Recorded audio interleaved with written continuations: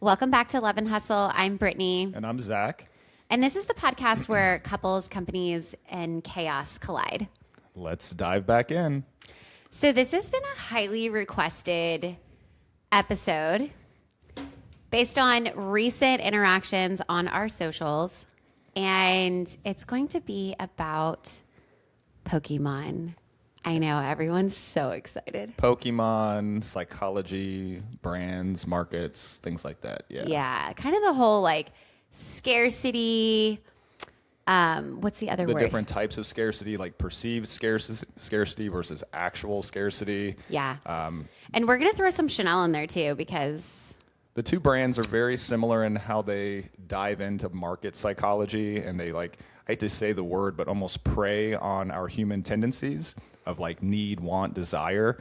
And I think it'd be a great episode to kind of illustrate how money kind of gets involved with that psychological component. It's quite fascinating. Yeah. And so all of this is from our experience. Mm-hmm. And none of which is financial advice. If we talk about like yes. investing and returns, it's just our practical experience. Yeah, exactly. And there might be some people who maybe argue things a little differently, but we're definitely sharing this more from our perspective and what we have experienced within our own purchasing process. Yeah, and I think a lot of this stems from things that have happened post 2008. A lot of people's minds and concepts around money have changed. We did an episode a while back, not a podcast episode, but a kind of a live on how money moves through the markets. It was a masterclass. Call it what it was. It was a masterclass. It was a masterclass, and we'll probably do a part 2 of that because it's still very pertinent today. Yeah, that masterclass is badass. It's called the Money Movement Workshop. We're going to link it in the show notes. If you've ever just kind of like tried to understand what has happened in our economy and understanding how it is impacting your business, go watch that, because the number of light bulb moments that you will have in understanding why you need to position your business differently within the market, it's just like, aha, I totally get it. And Zach walks you through it in a way that a creative mind can really understand. So definitely check it out. It's in the show notes. There's 2 parts, Money Movement Workshop. And I'm really excited. I currently have a coach, and she's like, I listened to that workshop. She's like, she's like, one, it's still relative to this day, but she's like, I think you guys need to re-record it and now actually do it over the course of like a 10 to 15 year span of what's happening. So I'm super excited because we are going to re-record it here in the next month or 2 and kind of come up with like a money movement update. But anyways, let's jump in. Let's talk Pokemon and Chanel. Yeah. Who doesn't like Pokemon and Chanel? Super popular, super trendy, nostalgic, luxury. I don't know if it's trendy, babe, because I mean, these are brands that have been around forever. Like, well, one, Chanel, I don't even know like when Chanel's been around for, gosh, like at least I feel like, I mean, at least 50 plus years. I mean, yeah. I don't know. Somebody. I think Coco Chanel sold to 2 brothers. It's actually run by 2 men, but they do a great job with branding and I don't even know if I know all that. Yeah, I think I looked into it a little bit. But Pokemon is one of the largest franchises globally. Yeah. Has a Hold on, massive, pause please for a second. Let's just get some clarity on that. Chanel was founded by Coco Chanel in 1910. Wow, 120 years old. Yep. 110. Yep. So just kind of wanted to get some accurate numbers on that because I was like, dang, I don't even actually know the answer to that question. So fun facts for the day. Yeah. And Pokemon's a multi-billion-dollar industry between the TCG, which is the trading card game, movies, the manga, the anime. You go to Japan, and as soon as you get off a plane, it's like in your face at the airport. So I just looked up Pokemon. Pokemon was started in 1996. Yep. I just think it's really fascinating to see, like, 2 brands side by side. I mean, Pokemon's built something incredibly powerful without a whole lot. Like, when you think about a lot of these highly desirable brands, they've been around for a long time. Mm-hmm. Like, it's taken them decades and decades, if not in some ways centuries, some of these brands. So to think of something that literally was started in our lifetime and look at where it is today, this is going to be such a great podcast. Yeah. Lots of parallels between the two. They kind of ultimately feed on the same sort of, like I said, human psychological tendencies, but from 2 very different perspectives. I think one plays really hard into the nostalgia of your youth, and a lot of millennials now are coming into a stage of life where they have more disposable income. And in COVID, when we were all sitting at home and some of us were getting government checks, a lot of that went to kind of risky, almost like gambling type investments, if you can call them that, some of which have proven very valuable and smart in hindsight, and some that have not. There's also highly distinctive utility components. If you don't play the game, Pokemon cards have virtually zero utility other than making you feel good that you own it, whereas a Chanel bag has utility beyond its just investable luxury component. You can use it every day. It serves a purpose. However, condition plays a significant role into both the value of Chanel and very specifically into the value of Pokemon. So there's a lot of components of rarity and value that we can discuss in today's episode. So I will say, you just shared that like Pokemon cards, you really don't use them. Like it's just wild because you're investing in like a piece of paper that has absolutely no utility. That it just sits there. Yeah, I mean, and it's wild because I think when I think about photography, and I think about, I have a part of my presentation where I talk about the value of an image, and a lot of times there's this huge misconception of like, hey, I'm gonna sell this frame, and I'm just gonna double my money or whatnot. And I really teach my students to understand the value of an image, right? Because it's not the value of the paper, okay? Which is where the concept of, I call this cost-based pricing, where you just literally say, okay, I'm gonna operate on a multiple of 2, or I'm gonna operate on a multiple of 3. You can't really apply that in that situation, because what we do, the value of what we do, is the image itself. It's not the paper, okay? And the value of what Pokemon is not the paper, right? It's all of the things in and around it, the desirability, the scarcity of it, all of those things. And so just to kind of like, for all the photographers listening, you cannot price your stuff on a multiple. You can, to a certain extent, once you figure out a multiple that makes sense within your business. But you have to actually think about how it translates into each individual product. So you can't take a multiple of 3 and apply it to what you paid for a print versus what you applied it to pay for a frame, because the value is the image, right? So what it costs as a print versus what it costs as a frame should almost be the exact same, because the value is the image. The value is not the frame, right? Well, I mean, and I think there's so much in there that we can unpack. I actually have thought about like literally doing a class just on this concept, because people struggle to wrap their brain around that. There's a lot of competing ideas though. So like the cost multiple, Pokemon, the company, probably operates on a cost multiple. They're like, it costs me X for the paper, X for the printing, X to pay the artist to make the renderings, and I can sell it for this, and that's enough for us to appease our audience. They don't want to overprice it to where they can't sell as much. So there's this happy medium for them, and they call that the MSRP. That's the suggested retail price. But then they go and they sell it to the distributors at 50% below that, so that the distributor can make some money. And that's just the suggested retail price from Pokemon. And Pokemon's making even less than MSRP, but they're still making their multiple. It's probably a cost times X. However, value is created by the entrepreneur. So once you get that product, how you structure it within your business, how you market it, how you create perceived scarcity, even if it's not actual scarcity. And also desirability. Desirability. So like take a Charizard card versus a Bulbasaur card. They might have the same. Those are Pokemons, by the way. Those are two different types of Pokemon. They might have, and these are probably bad examples, call it Venusaur and Charizard. They might both have 100 million copies in circulation.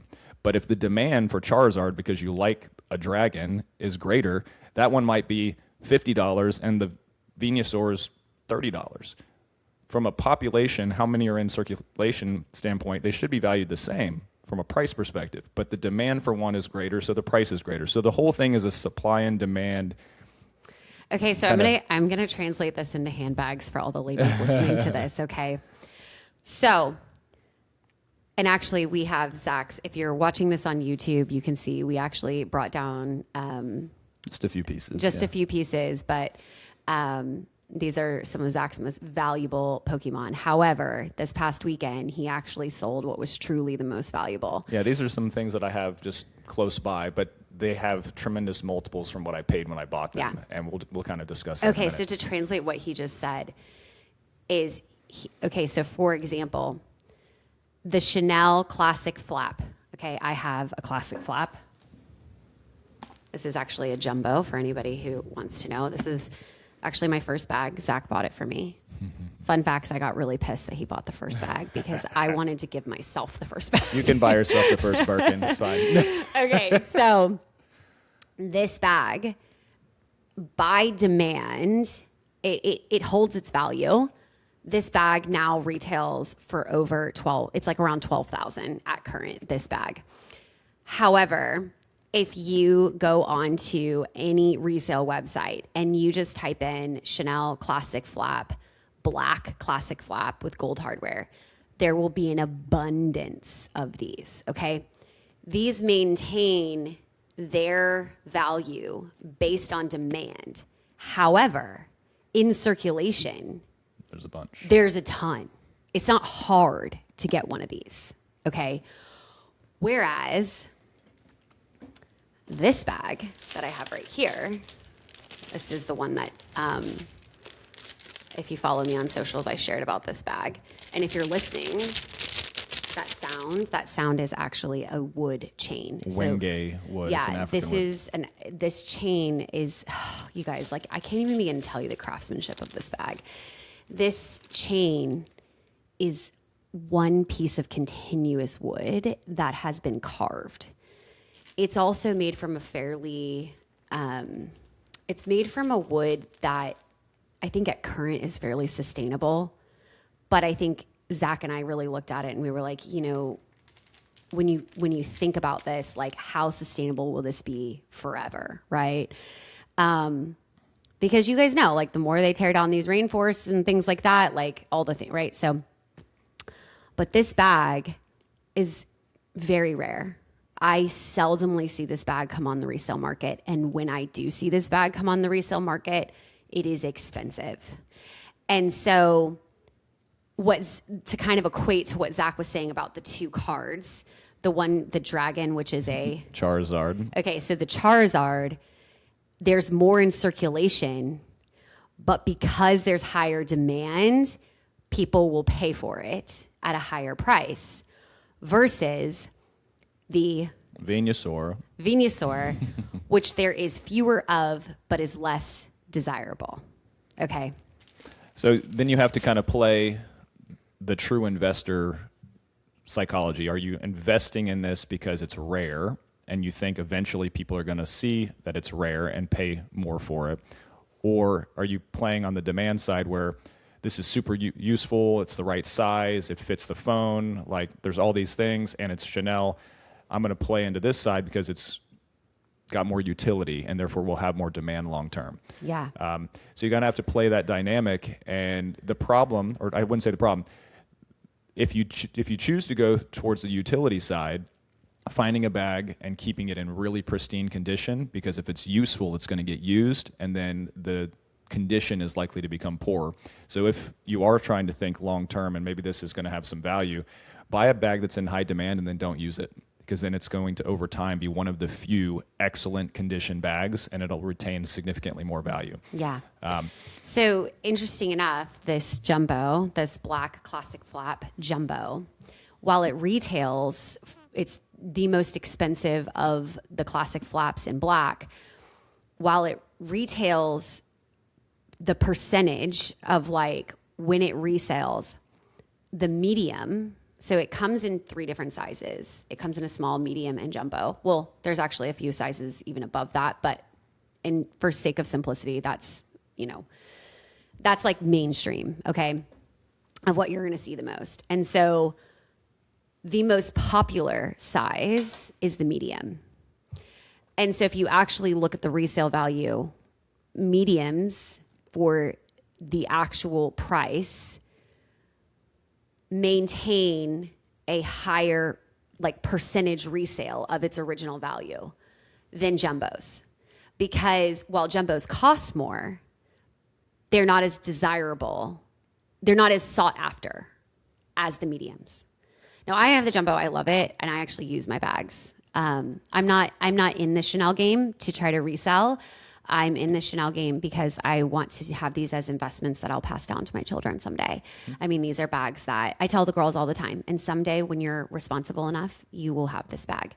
So, yeah, so for me, it's about, and the jumbo is like amazing for utility. I use it when we travel. So it's like my bag that I go on with vacations and things like that. And every day, it's a great utility. It has great utility in comparison to the medium. The medium's great if you're like a very minimal, but anyways. Yeah, what I find fascinating about the two brands, just kind of as a segue, that they both do, and this is a sign of an extremely strong and powerful brand, is they both regularly raise their prices.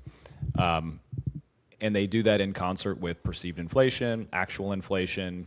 It's usually less associated with like supply demand and more associated with just, okay, the dollar's decreased in value. In order for us to continue to make the same amount of money on each bag we sell or each pack we sell, we've got to increase our prices. So Chanel's done that, I think, twice since. No, babe. Chanel has raised their prices like twice a year, every year. Okay, You're just not paying attention to it. So regularly, MSRP on these bags goes up. And Chanel will pick like categories of bags that they're going to increase to. It doesn't always apply across the board. It'll be like certain ones. And I know that I would really love to understand a little bit more on a deeper level of their strategy to it. But I actually have watched Chanel from the sidelines, even just from a business perspective, how they even operate their staff. They did have a massive layoff.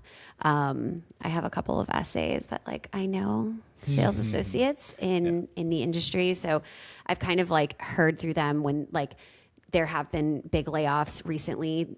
Tampa, it's hard for me to say right now. We lost our Chanel. Rumor has it coming back, but our Chanel boutique closed, and actually they closed every single boutique that was in a department store. And so I think that there's a lot of strategy that Chanel is doing from a business perspective. And the price increase, I don't necessarily think correlates always to inflation. And I don't think it always like I think there's probably more correlation to it of pushing people out, the exclusivity, and actually making their bags more desirable by making the bucket of people who can actually have them even smaller, right. Which is a conversation for an entirely different day.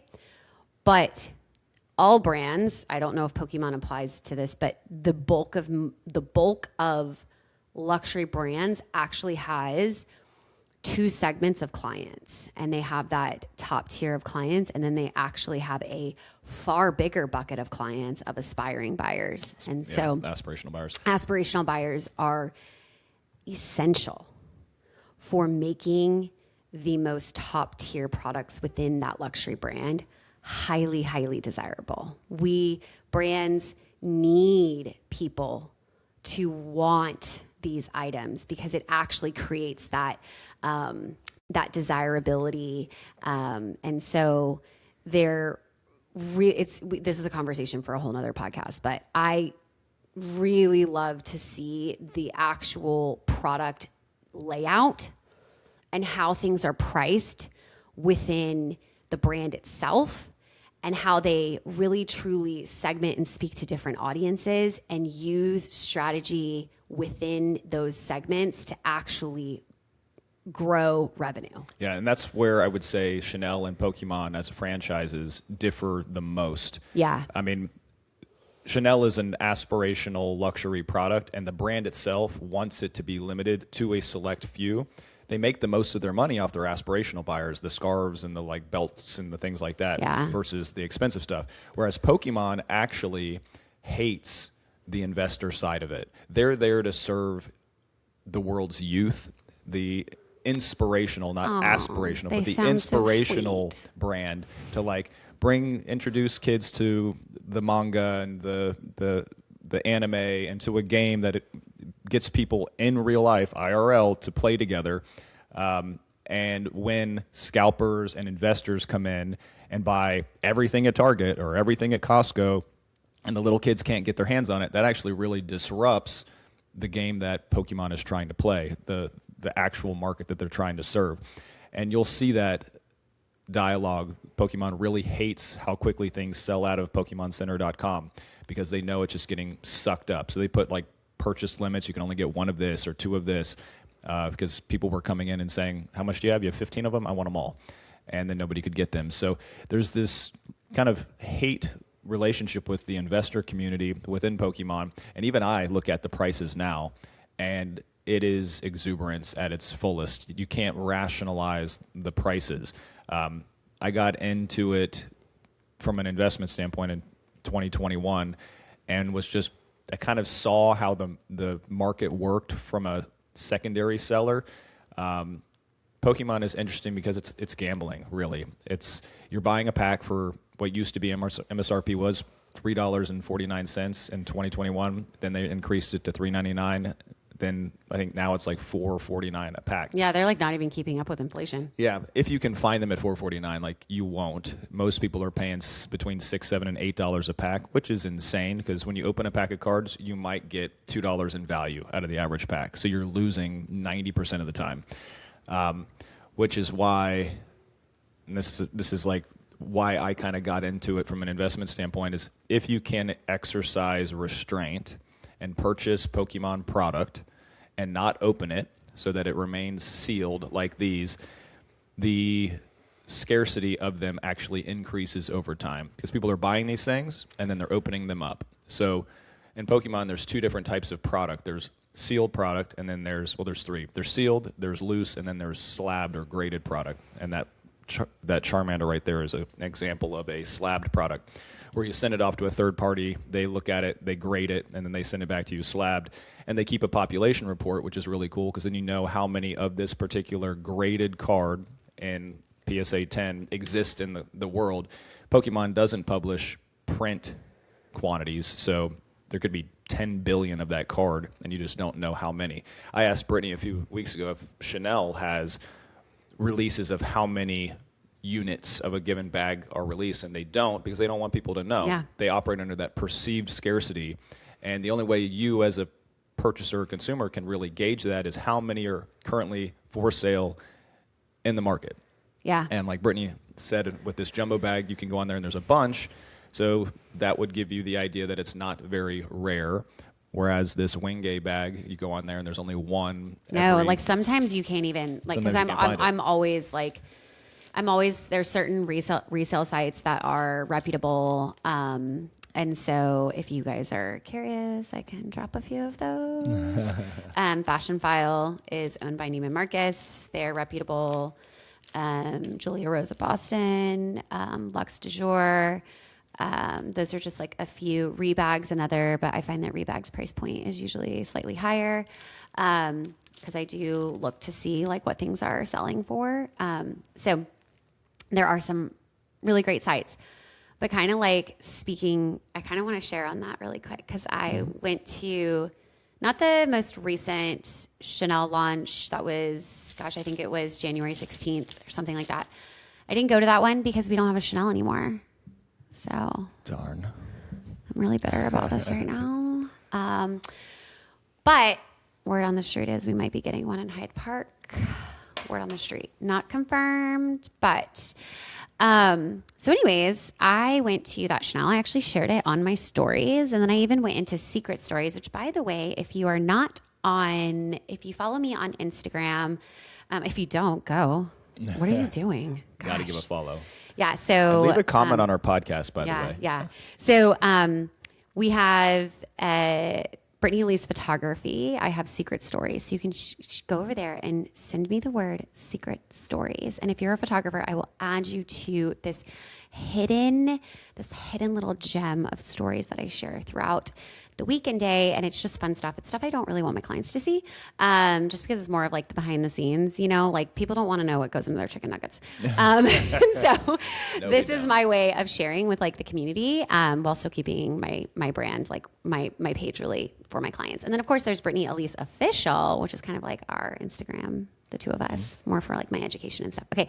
Anyways, so I went to the one that was back in the fall when they released the actual cruise collection. So going into spring, or it was like released in the winter, but it was for spring. I think it's called the cruise collection. Anyways, I need to do research because the way they name their collections is quite confusing. Anyways, so everybody wanted a Chanel 25, and they wanted the mini. The mini was because there had been the Chanel 25 small, medium, large, but they released a mini. And I shared on my stories. I got there. I waited in my car. Finally, once I saw people getting out, like I got in line. I was the first person in line. One of my sweet clients' husbands went there, was waiting in line with me. I was really pissed about how Neiman's like facilitated that, because little did we know that inside the mall there was a whole nother friggin' line. I was really annoyed. So anyways, I was the fourth person in, and they only let 3 people in at a time. And these women, I kid you not, those first 3 women bought every single Chanel 25 that was in the entire store. Gone. Poof. Poof. Gone. And I felt so bad because my client's husband really wanted to get her the mini, and she didn't get one. So anyways, but a lot, I think those women were resellers. And those bags, I think somewhere retail around 6 or 7, and they're now reselling 10K plus right now. So anyways, but my SA, she had sent me photos. I had told her these were the items I'm kind of interested in. And she's like, we only got one raffia bag, and like no one is even looking at it. Do you want me to get it for you? And I was like, yeah, I guess I wasn't like really into the concept of raffia.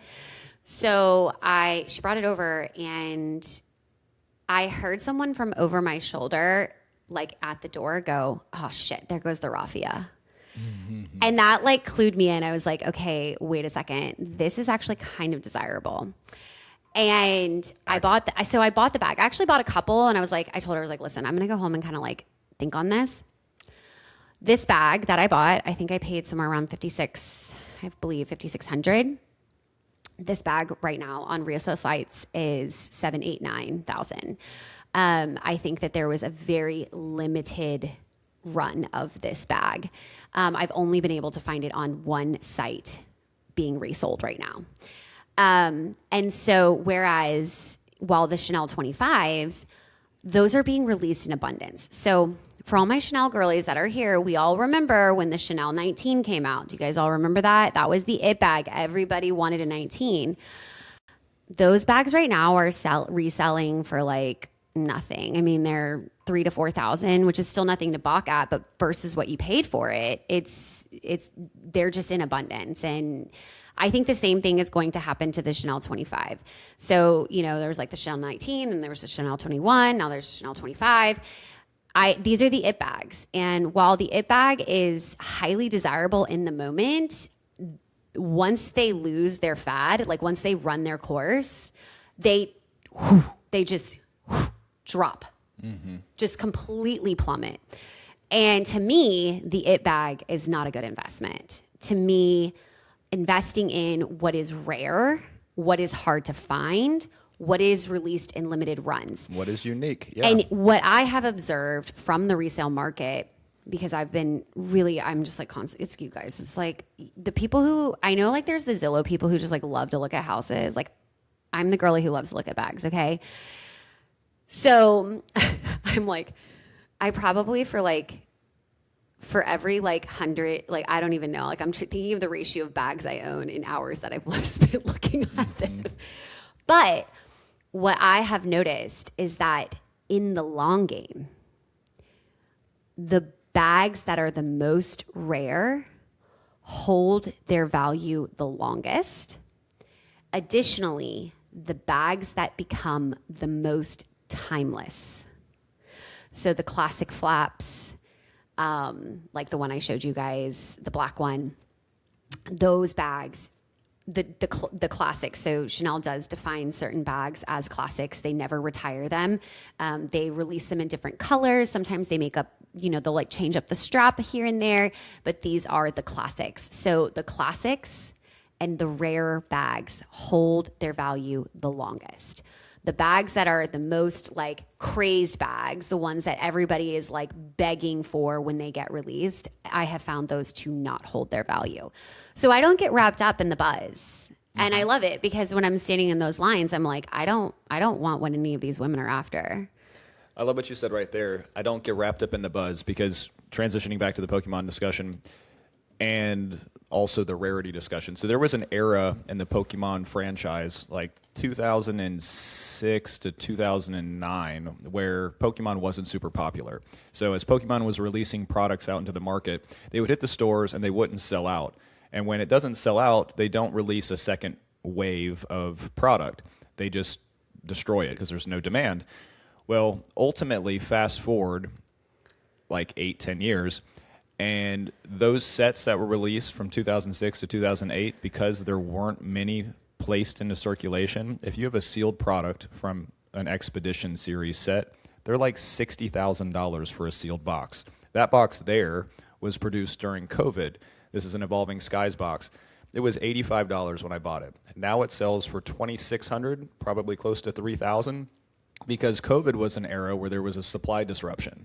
And nobody knew if product was going to get released, if there was going to be reprints, if there were going to be second wave releases. So a lot of the stuff from 2000 to 2002, 2003 is fairly scarce because it wasn't produced as much. But right now, the new stuff from Scarlet and Violet or Mega Evolutions, which are the two expansion series that are going on right now, we're in a post-COVID era. There is no supply chain restraint. These things are being produced in massive abundance. There's constant new waves being released. So yes, there's massive demand, but there's also huge supply, if you can find it. There's perceived scarcity because these scalpers are buying everything up, and it doesn't feel like there is, but there's people who are literally buying and filling up storage units with sealed product, hoping that in 2 to 3 years they can sell it and make a bunch of money. I'm skeptical that there's going to be continued growth because there's just so much supply now. I think there's much better opportunity looking for older release product that you know was scarce because it was released during COVID or it was released during other periods of lack of fandom. And those are much better investments long term, although prices across the board on Pokemon are obscene. I mean, when you're paying $1,000 for a card or $10,000 for a sealed box, it's just incredible. But if you're smart with it, there are ways to still make money. Yeah. It's just more challenging now than it was. The same thing happened with Rolex. Rolex during kind of that COVID, you go in the store and there's not a freaking watch in the whole damn shop. Mm-hmm. And you can buy a Rolex. I felt so bad for the salespeople. Well, it's they just like walking around. They're like, I can't sell you anything, but I can put you on a wait list. Yeah, Rolex is another brand, just like Chanel. Yeah. To be totally honest, and I feel like Rolex is really like the king of luxury in the men's space. But maybe Patek. But anyways, yeah. We can talk watches another time. But I think it was really interesting because in a way, COVID like helped them out because the supply, like it created like people who didn't otherwise even think about Rolex was like walking past the shop and being like, why is it empty? Yeah, COVID created tremendous demand. Yeah. Because there was fear of supply shortage, and then people were getting money. They also had tons of time on their hand to sit there and scroll what's trending, and then get influenced by influencers who were literally saying, hey, I just bought a Rolex last week, and now it's gone up $1,000. And now 10,000 people are out there looking for Rolexes. So COVID did a lot of demand creation, and it did reduce supply for that period. But the demand hasn't gone away. People are still in a frenzy for Chanel, Rolex, Pokemon. And I don't know when that demand's really going to cool off. I think, unfortunately, money is going to continue to get printed because it has to. We have so much debt, government debt, private debt, corporate debt. They're trying to pay for it somehow. And it's scary if you're a business owner. You have to realize that you've got to keep your prices moving in a northward direction just to keep things stable. I'm just going to say this right here because I had a conversation with some photographers who just collectively have not been increasing subtly year over year. And they're like, well, my labs weren't increasing. And I'm like, but inflation's still happening. Like, you have to be incrementally, because what happens is once it finally hits you, you're really behind. And now instead of this small incremental increase that most people wouldn't really notice is a big jump that your existing clients might notice. Now, people who are new to who are new to you will have no idea. But those incremental increases. Now, I'll also jump in and I'll make I don't usually do this, but if you're working with a vendor that has not raised their prices, you won't be working with that vendor in a couple of years. They won't exist. There's so much compression on margins. I mean, we can speak to this because we run a product business and we run a service-based business. If you're a product business and you're not raising prices, you will be out of business in the next 2 to 3 years. It's just unless you're figuring out a way to somehow maintain margins. But yeah, between labor, tariffs, shipping, it's just, and it's why we have seen so many businesses in this last year go under. And it's really sad, but it's a real reality. And I feel like now more than ever is when we really need to pay attention to supporting the small businesses, supporting, because that like all those things I just said, when you're operating not to the masses on making small margins for massive amounts of sales, when you're a small company who doesn't have the masses, that feels so much greater. Mm-hmm. And so it's really why now I think even more we need to be conscious about who we're giving our money to and, how we are supporting the smaller companies. So, but I think that's a really valid point. Yeah. And I think also, if your business is near and dear to you, and it should be, and you're looking for sustainability in your business and for what it can provide for your family, you do have to think in terms of who you sell to and where you're pricing your product. This is a different episode, but you'll hear the phrase K-shaped economy, and this kind of plays into the money movement workshop that we did years ago. But there are two different economies in existence right now. One is doing well, and they own assets, they have disposable income despite the erosion effect that inflation is having on everyone. And then you have another subset of the population, which is far larger, that is scraping by and does not have a whole lot of disposable income. And if your business caters to that, you're going to see over the next several months or several years that it's a struggle to raise prices without losing business. And that is it's going to become a troublesome area to exist. I really want to do a recording on this because it's the middle market. It's the middle market that we're talking about right now. And the middle market is a really dangerous place to try to run a business, just based on how the economy is right now. And so what buyer are you appealing to? Are you appealing to buyers who are discerning buyers, who value their time, who value your quality, who value your expertise? Or are you operating in a middle market where they don't have the complexities and facets to how they choose purchasing, how they choose to purchase? What people in the middle market generally do is purchase on price. Yeah, there's purchasing by intention and there's purchasing by desperation. And the middle market is desperate. They're purchasing things out of either necessity, FOMO, or speculation. And the people who exist in that upper echelon are purchasing, they're making intentional purchases based on value, based on what the product does for their life. What are the results for their life? What is the problem, what are the experience? Yeah. And also too, in a way, it's an identity that they're purchasing. I think people who are purchasing certain, I think like the greatest of these, like just in very like visual sense, is like the person who purchases a Lamborghini. The identity that we're buying right there is quite obvious, right? Mm-hmm. And so realize that this market, you have the middle market, which that is, okay. Did you see what the screen just did? Oh my God, look. Like, how did it do that? Anyways, if you're not watching, hearts just went across the screen, and I have no idea how I did that. AI loves what you just said. Yeah.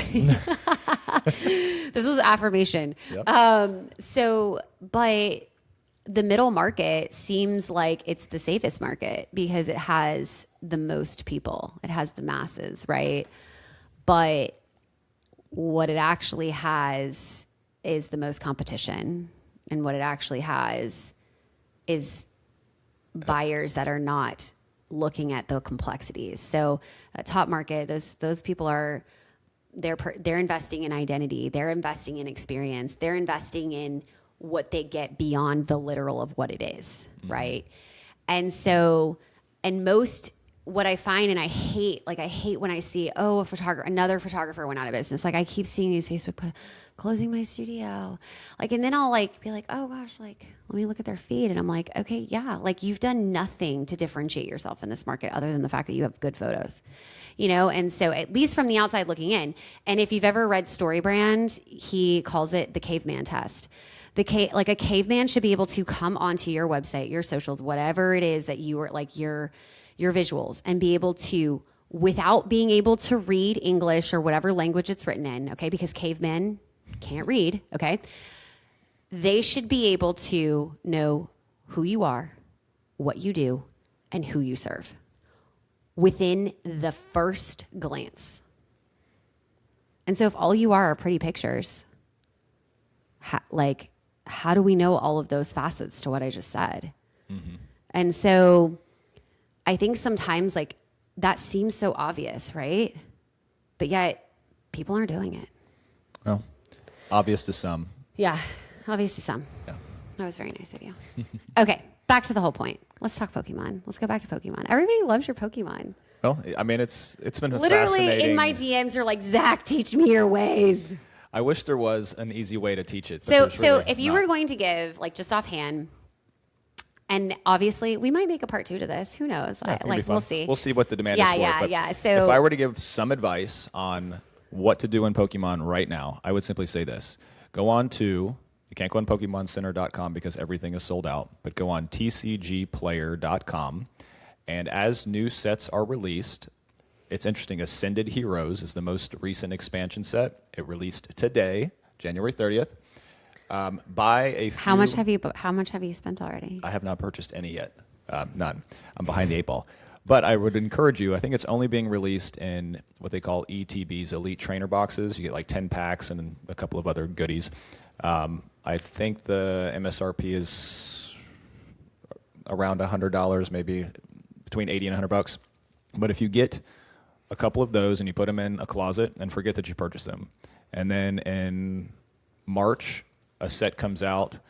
I forget the name of the set. I've heard that it's not going to be a great set, but you might want to purchase 1 or 2 sealed product of that and put it in a closet. And forget that you've purchased these Literally things. Spend this money and then just like, don't touch it. Don't touch it. I mean, I wish I could pan over to the 2 closets next to me. They're literally stacked from floor to ceiling with product. No, like literally, you guys, there is a closet that has our wrapping paper. I can't even open it. Yeah. Because there's stacks of Pokemon cards in front of it. And then when you open it, there's even freaking more Pokemon cards in it. And then the closet that's on the other side that's mirroring it is also filled with Pokemon cards. And when you go up in our kids' room, and there's Pokemon cards up high, which is very brave of you. Because one day we're going to walk in and Lukey will have opened all of the packages. And then all of that. It'll be like, you're touching on one of the most important things for me. And this is, I hope, inspirational to y'all and maybe the reason why you decided to do this. I like the fact that Pokemon is investable.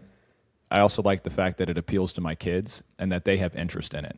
So, like, we went to this convention a couple days ago, and Maverick got super excited with the process of trading and negotiating and deal making.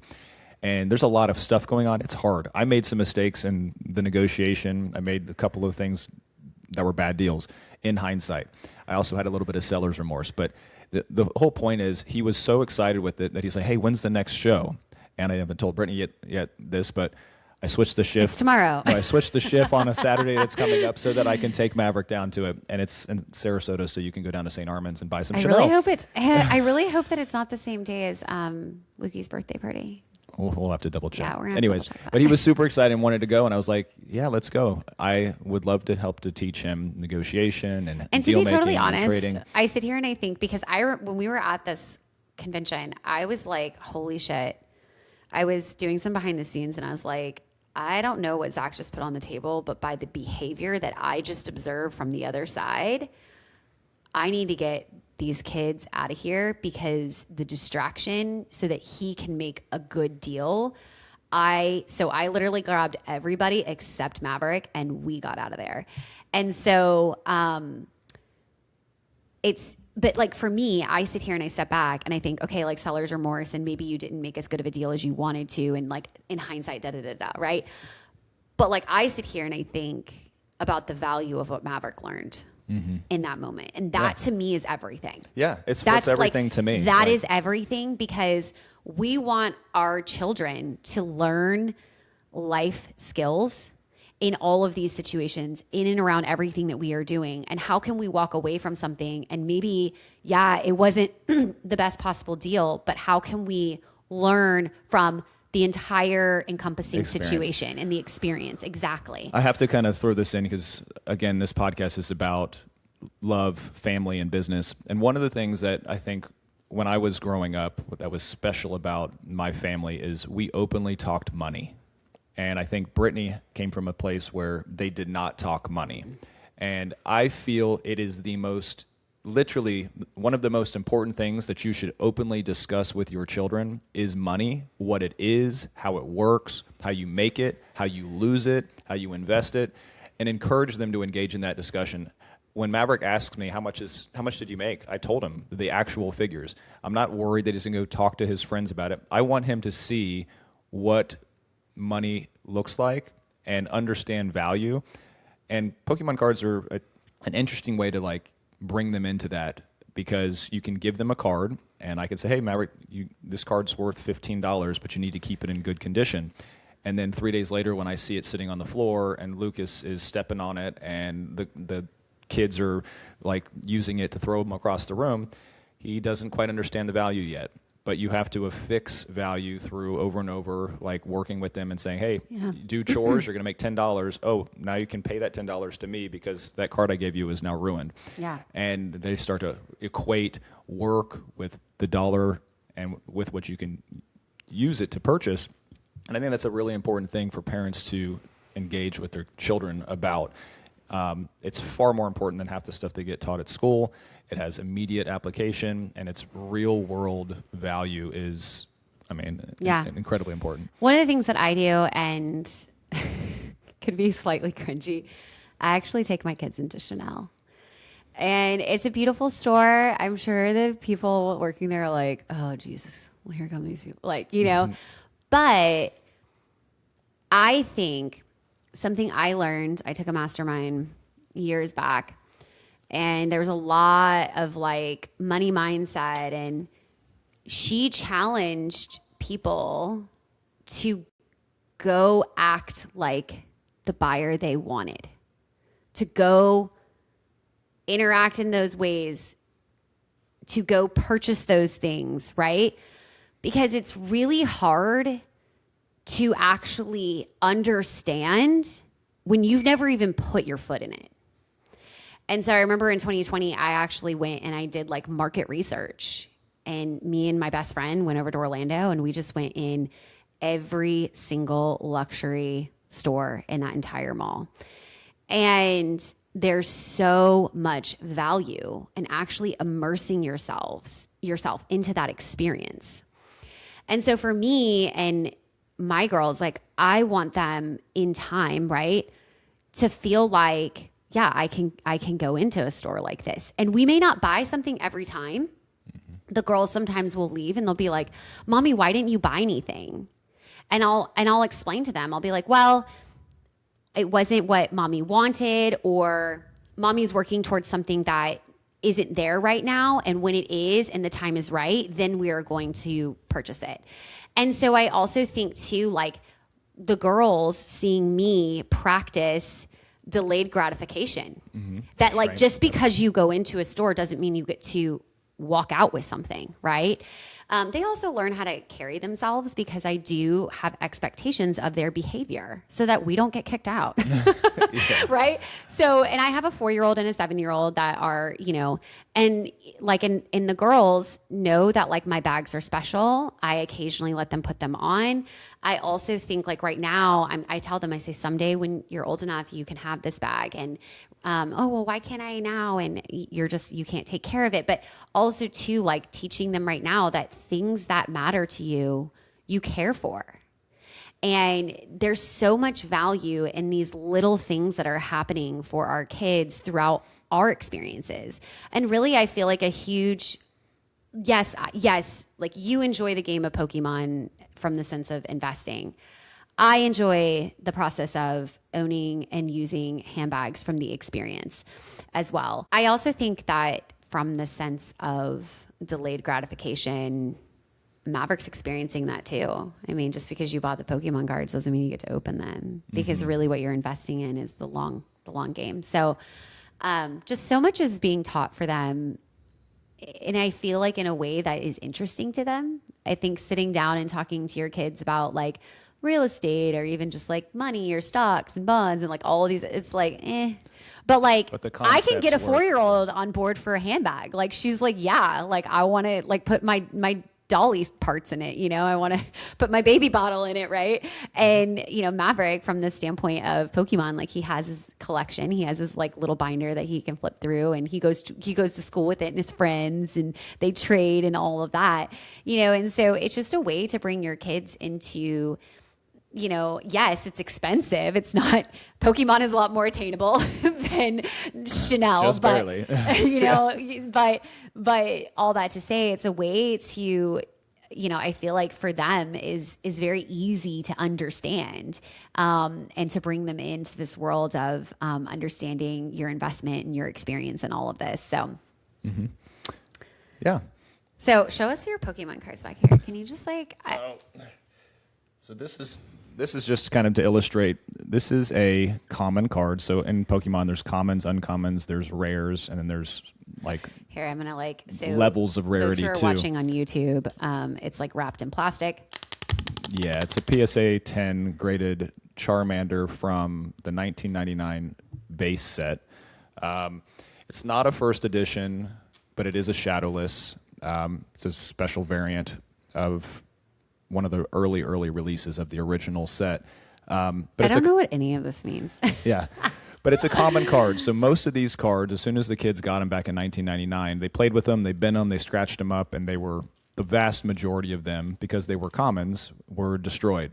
Well, this is Oh my gosh, rather wait. unique. Pokemon was started in 96, and this card is 96. This is from 99. So 99. I think 96 was a top series set that came out that kind of brought Pokemon to the surface. But Wizards of the Coast released, I think, its first base set in 1999. So pause real quick. What, for the listeners, what did you pay for this, and what is the current value? Well, so the reason why I brought this down as an example, I think I paid like $150 for it, and it's worth like $300 now. But the point of this one was just to showcase that it is conditionally rare, because it's a perfect specimen of a card from 1999, whereas the vast majority of these were played with, destroyed, scratched, thrown out, because it was a common card. So this is an example of conditional rarity, and it's... What about the one that you showed me over the weekend? The guy paid you, and when you sold, he actually paid you with a card, and the value of that card was $3,000. Yeah, so that one's in the room. I'll use this for a different example. This is a sealed product. It's one of the most popular and sought-after sets from the last like 4 years. It's Evolving like Skies. Yeah. It's in an acrylic case so that it's protected. Again, condition matters. This particular set, or this box, when it came out, was $85. I actually purchased 2 booster box cases, so 6 of these in each case, and I paid $800 for the case. I believe, in 2021 when it came out. And I pulled 2 boxes out of that case and I sold the rest, or I think I opened the rest with Maverick actually. Those sealed cases now are worth $18,000. Holy crap! You mean I you paid- opened $18,000? Well, I paid $800. They're now selling for $18,000, which is dagger to the heart. Again, sealed product is where it's at. And if you I'm like thinking of the number of Chanel bags I can get with that right now, I know. babe. I'm struggling. But this box now is worth about $3,000. So if you had 6 of these in a case, there's your $18,000. I paid $85 on average, I guess, or thereabouts, and now it's worth close to $3,000. So that sort of return from 2021 to 2026 is virtually unheard of. Now this is by far an exceptional set, which is why it's got so much value.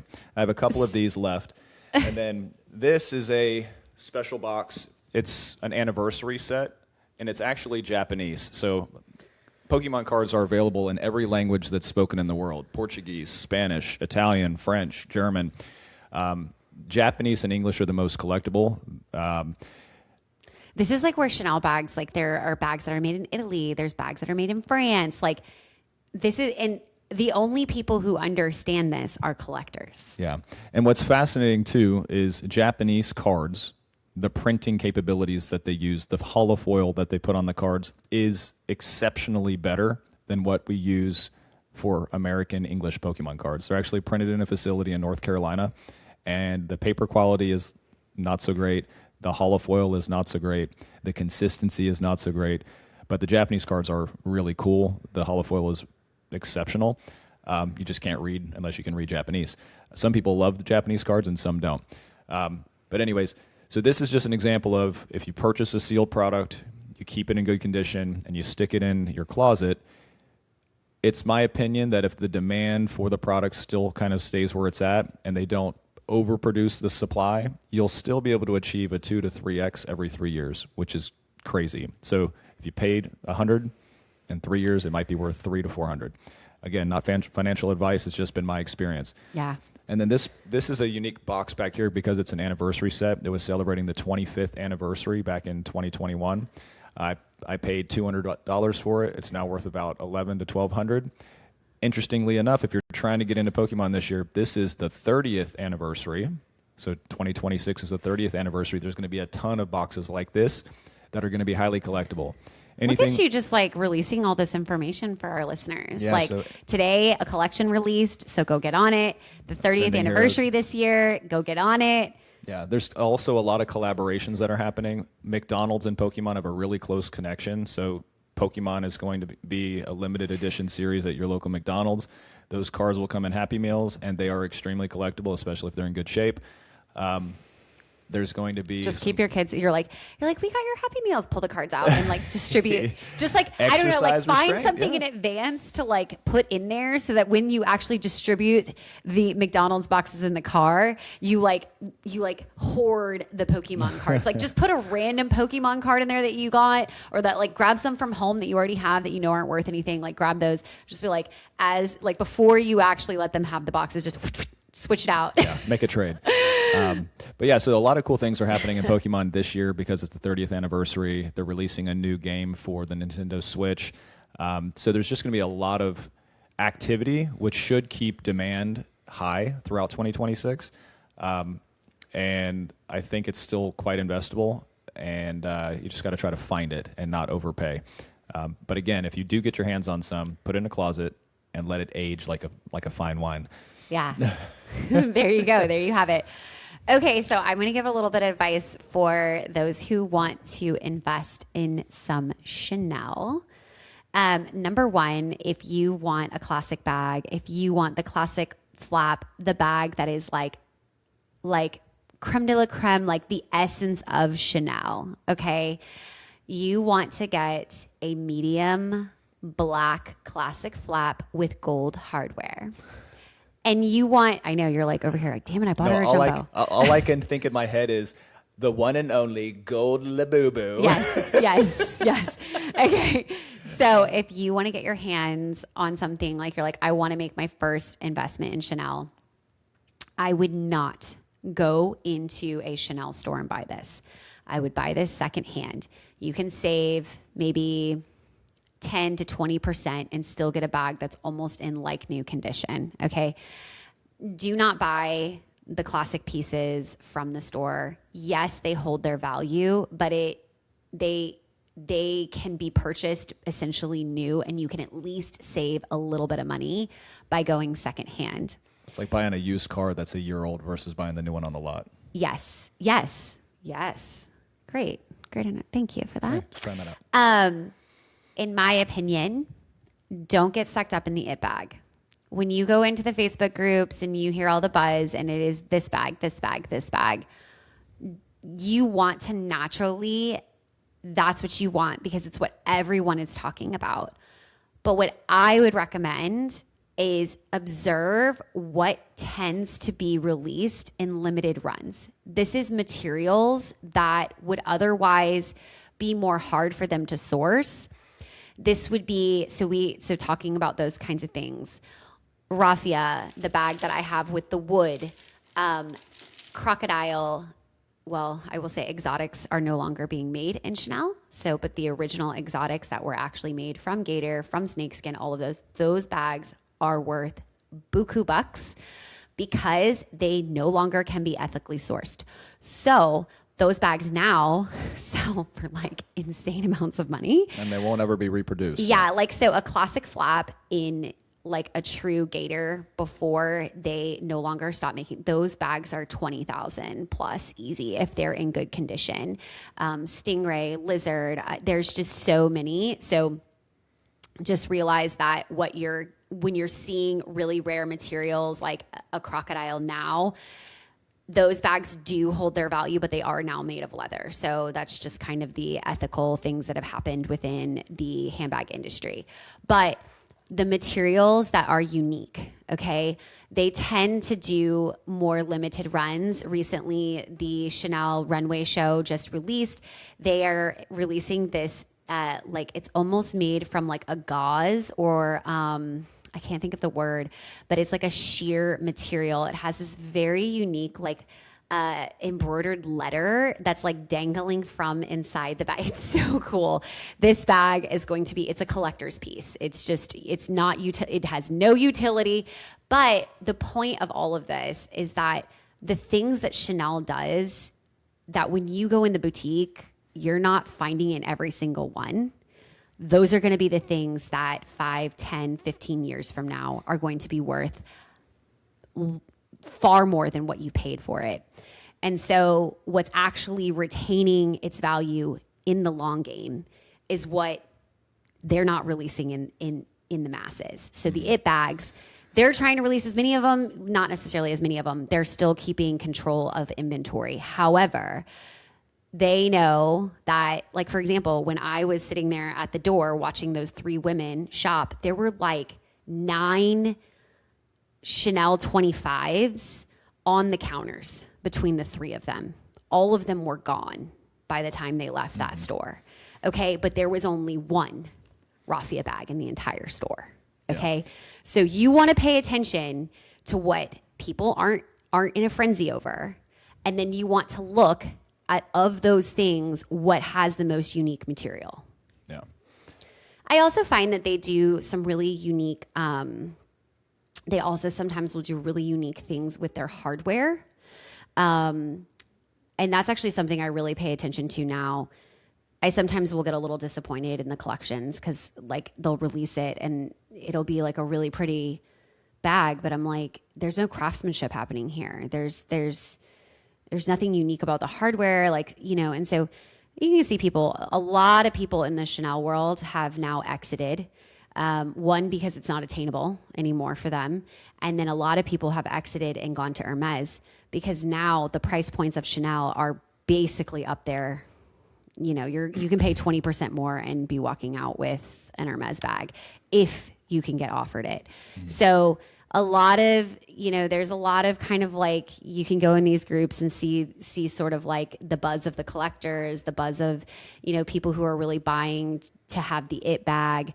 And I find it really interesting. I really love to study it. I love to look at it. I'm always, it reminds me of like the spreadsheets that you make. Zach actually made a spreadsheet of handbags for the jumbo when he bought it for me. And he actually made a spreadsheet of all the bags that he was considering, their condition, their hardware, their year, where they were made, like if they were made in Italy or France or, What type of material? Yeah, what type of material it was, all of those things, the price point. And he literally like went and then studied and there's certain years that the caviar was more sought after. It had just like a different like sheen. There's years where like the puffiness of the diamonds was like a little bit more puffy, right? And so but that is when you start to get into the collector world, right? And I think you and I just are really fascinated by those things and really love to just like understand, the market and what people are looking at and what they're analyzing. And I think it kind of goes even into like how we're both healthcare. Like we just love. We love the data. Yeah, we love the data. And We like numbers, all of that. We love the data. We love the psychology of how brands position themselves and the psychology of how the market, the buyer side of the market, participates in that process. Really good, successful brands, I hate to say it, but they understand their audience and who's trying to buy down to like the smallest nuance. They know exactly how to word a marketing strategy or a campaign to be elusive enough or attractive enough to pull the maximum amount of people out there to spend money. They know where to place their ads or not place them. Yeah, and I mean, I think that's one of our biggest fascinations as an entrepreneurial couple is to see these, experience them, discuss it, and hopefully share that kind of experience with our kids so that they're aware. And with you guys. Yeah, and with you, our we're not audience. over here gatekeeping or anything. No, it's and it's a lot of fun. I mean, I think it's funny as you're talking about bags, you showed me a bag that's just stuck to me forever. I think they call it the hula hoop bag, and it was only shown on like a runway, and it's very like impractical. It looks like a hula hoop on your shoulder. And that's another good reseller is Anthology of Style. She actually has 2 of the hula hoop bag. Yeah. And she actually will not sell them. People have seen them in the background and in the comment thread on her live, people will ask and she's like, not for sale, not for sale. And that's the type of bag that I would be like, oh, it's $25,000. Yeah, let's do that because I see it as actually rare. It was part of a runway show, so the people who love Chanel are aware it exists. And then when somebody gets their hands on it, they ain't letting go. So I happened to see one that was when listed. You find me with a white crocodile Birkin, you guys all know what just went down. But I mean, just to say, like, if we ever got our hands on that hula hoop bag, it would be hanging on the wall as like a piece of art. It's just funny. I did see one for sale, but it was $65,000. Yeah. She wouldn't even give it a price. Yeah. Because I think in a collector's world, it's just so rare. It's just so it's priceless, right? Like you can't even put a price on it because you just know how hard it was to get, how hard it was to, source and all those things that it just for you is like a pride piece. It's like a piece that you're just really, really, really proud of. Which is funny. I mean, not to go back again, but this is similar to that. Most people who still have one, and there's a lot out there, but in 10, 15 years, a sealed box like that is probably going to be $50,000. So I have 2. I don't plan to sell. They're going to sit there. Yeah. And tune in 10 years and I'll show you. Was the prediction correct?